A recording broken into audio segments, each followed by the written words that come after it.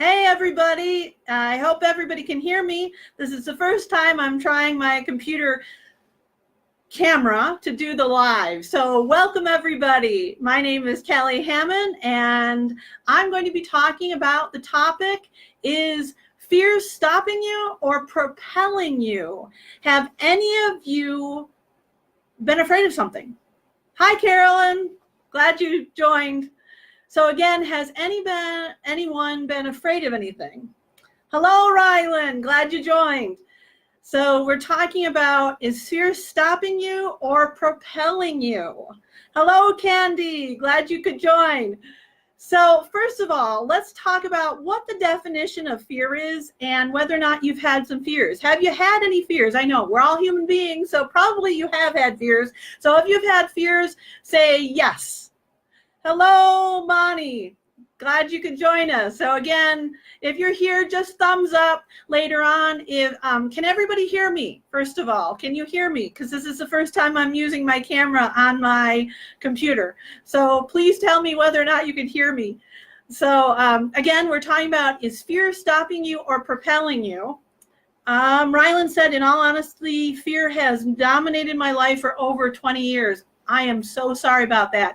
And Carolyn said, hi, super glad to see you here. I just moved to a new city. Took a long time to get uncomfortable enough in my safe place to move, but now I have fear. Yes, can hear you. Awesome. Thank you so much for giving me that feedback. And yes, fear can be very encompassing, especially when change is occurring. It's natural that we have fear when change occurs. In fact, it's our body's way of protecting us, which is kind of interesting. And it's the way that our brain protects us also. Our brain and body want to stay in homeostasis, which is where we feel comfortable, where we feel safe, and it's where everything is working just like it's sometimes supposed to. But homeostasis is where you feel comfortable, where the water feels nice and warm. Hi, Scott, glad you could join, and Anna, glad you could join. But we're talking about, is fear stopping or propelling you? So first of all, fear is a natural thing to have, especially when change is occurring in life. It's a way our body as well as our brain helps us to stay safe, because our brain and body don't want to change. So Carolyn said, I hate change. Boo to change. Yes to homeostasis. Absolutely. Yes, our body and brain do not like change. It's just pure and simple. It doesn't like change. And so our brain helps us to stop from change. So tonight we're going to talk about, there is a little secret rule that can help you to stop that homeostasis, that fear thing. So let's define fear. A couple of years ago, when I was teaching GED to adults, which I love, these guys were super people. One of them came in with this piece of paper and she said, let me tell you what fear is, because we talked about fear a lot, because they were adults coming back into their education, which they had left due to all kinds of life happenings in their life, and they were coming back. So that was a lot of scare, whether or not they'd succeed, whether or not, who knows, all the different fears that could come along with something like that. And so we would talk about it a lot, as well as the education, but part of the education was helping them to break those barriers of fear. So she brought this piece of paper in and she said, do you know what fear really means? And I said, share with us, please. And she said, fear means false evidence appearing real. Wow, I thought that was awesome. Well, and then Jack Canfield, the author of Chicken Soup for the Soul, and Carolyn said, I need the rule. Absolutely, we'll get to that rule. I promise I will get to that rule. Good evening, Charity. We're talking about if fear is stopping or propelling you. So Jack Canfield, the author of Chicken Soup for the Soul, as well as some other awesome books, and he's a speaker. And by the way, on YouTube has excellent talks about a lot of different things, but he's a great speaker. So he said, everything you want is on the other side of fear. Wow. Hello, Wayne. Glad you could join us. So again, Jack Canfield said, everything you want is on the other side of fear. That's from a very successful author as well as presenter. And other things are very successful in his life too. And so our brain, when we go into change, automatically goes into the reptilian brain. The reptilian brain is up towards the base of our brain. And it's the part of our brain that helps us survive. Hello, Sandra, glad you could join us. So our reptilian brain is the part of the brain that helps us to survive. It's also the part of the brain where it is the fight or flight part of the brain. And so when we're afraid, we go into the reptilian brain, which it says, okay, we're going to either fight or we're going to run away from this, one of the two. And that's all it can think of. And it also focuses on that specific fear. It can't get out of the fear. It just keeps on focusing. So let's give an example. You're walking into your house at night, and all of a sudden you hear something. It might be a burglar. It might be a lion. It might be whatever it is. And all of a sudden your brain, and this is kind of, well, not kind of, but it's really interesting to me. Your brain cannot focus anywhere else physiologically at all except for the thing you are afraid of. So the only thing that your brain can see, and your senses, your eyes, because your brain is connected to those eyes, your nose, your taste, your hearing, everything focuses on that fear. And so all of a sudden you are afraid of that thing in the bushes. That's all your brain will be able to hear, smell, or see.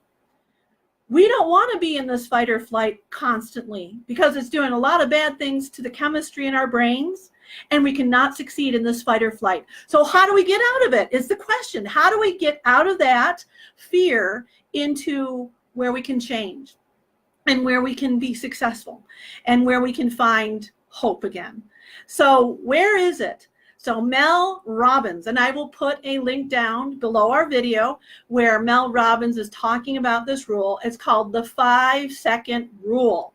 So again, it's homeostasis. Our brain wants to stay in. And so what does Mel Robbins do? She's an author as well as speaker. What she does, hello, Brent, as well as Cameron. Glad you can join us. So Mel Robbins does this 5-second rule.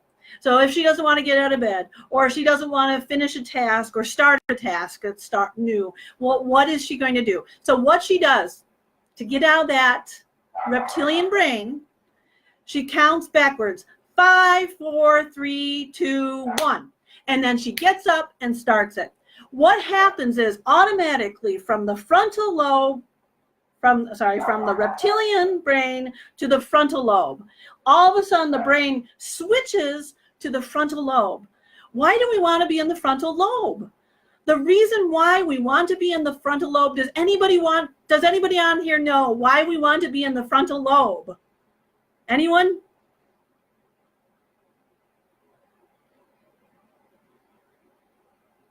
So the frontal lobe is the part of the brain which helps us to think, to make decisions, and to plan. We are in the process of being able to work out the new change, the new challenge, whatever it is that's new, instead of being afraid and focusing. Yes, Carolyn, you're right. Decision-making, rational thought, absolutely, yes. And that's where we want to be. We don't want to be in this reptilian brain where we're focusing on the fear. When we're focusing on the fear, we can't think, we can't make decisions, and we can't plan. And that is how we can get, that's the little brain hack tonight we're going to be sharing, is the 5-second rule. Next time, when you're faced with a fear, 5, 4, 3, 2, 1. Get up and do it. And it'll switch the reptilian brain to the frontal brain, which is really exciting. So let's talk a little bit about fears. When I was younger, as a young, maybe 11 years old or even younger, I used to go to the public pool. I went to the public pool every single year and every single day that the public pool was open, and I loved it. When I got old enough, I was allowed to go in the deep end of the water, which was really exciting because that's where everybody went, and I wanted to be there. And everybody went to the diving boards. Well, I was scared to death of the diving boards. I was scared to death of the heights of the diving board. And so what I made up my mind to do then, and have kept it as a mantra in my life, is anything that scares me, as long as it's not something that will kill me or is very foolish to do for me, I will keep on doing it until I'm no longer afraid of it. So that's something that I do. My little brain hack is that I keep on doing it and doing it and doing it and doing it until I'm not afraid of it anymore. I keep on doing it. So just for example, that swimming, that diving board.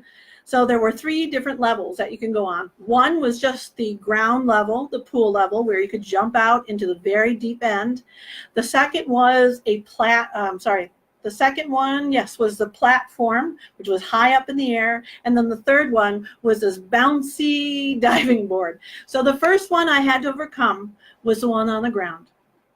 So I would go up there and jump off, jump off, jump off, jump up. Finally, I wasn't afraid of it. So I went to the next level, which was the platform. And I think if Dwayne Monroe's out there at all, he'll remember this pool. And it's still there, by the way, in Kenmore. And Carolyn, you may have been to that pool too in Kenmore. So it's a public pool, loved it. So we go up to the platform. And I jump and jump and jump and jump and jump and jump until I was no longer afraid of it. I did it. And then I went to the high diving board, which when you walked on it, it went boom, boom, boom, boom, boom. And then on top of it, the air, you could feel the air, and it felt like it was moving you back and forth. And so it was really scary because what was going to happen? So again, it was waving and boom, boom, boom, boom. Anyway, I kept on jumping and jumping and jumping and jumping until I was no longer afraid. I'm going to tell you, to this day, I'm not afraid of heights because of that. There are a lot of things in my life that I have tried and tried and tried and tried and tried until I'm no longer afraid of them. So today, I had a really interesting discussion with my stepdaughter, Carrie. Hello, Carrie. I'm giving you a shout out here. She and I were having a discussion because today she was doing a speech in her speech class. Her class is a requirement for graduating. She wants to become a social worker, and she's going to probably be one of the best social workers out there because she really cares about people. And so she was giving us her practice speech, and we were talking about how different people are afraid of giving speeches, because I'm in Toastmasters and things like that. And I said, we were just talking back and forth.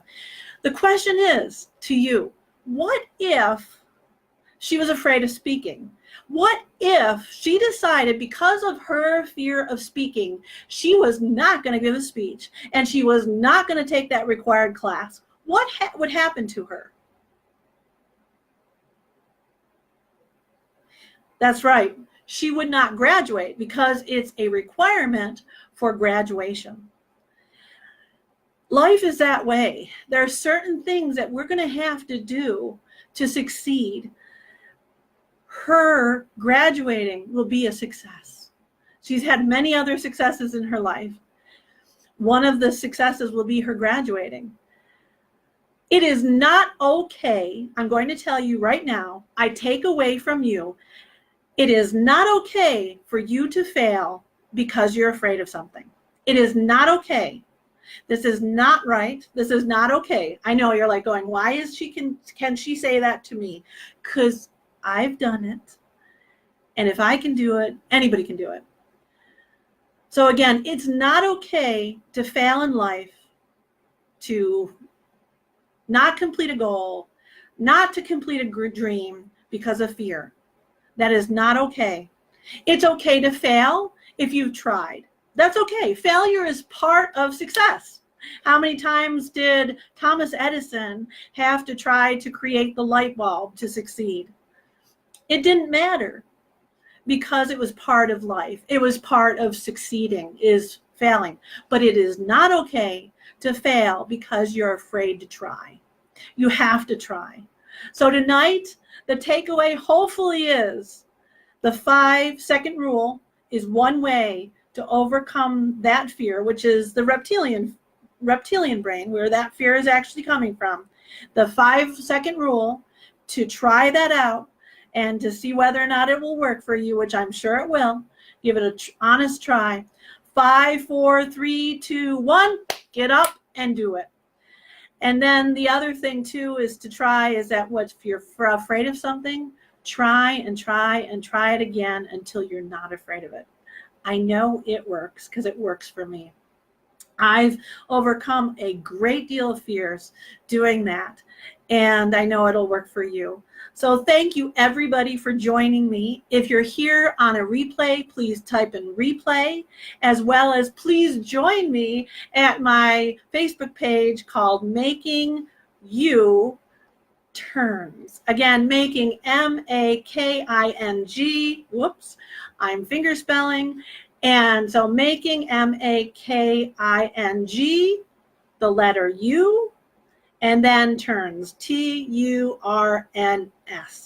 And making U-turns, I discuss similar things about self-development, self-improvement, and all kinds of things, and inspirational, motivational. Please join me there.